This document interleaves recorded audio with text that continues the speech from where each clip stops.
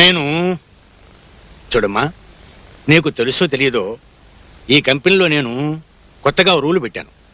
ఒక కుటుంబానికి ఒకటే ఉద్యోగం. అది తెలుసండి. మరి నీకు పెళ్లి కాలేదా? అయితే నీ భర్తకు ఉద్యోగం లేదా?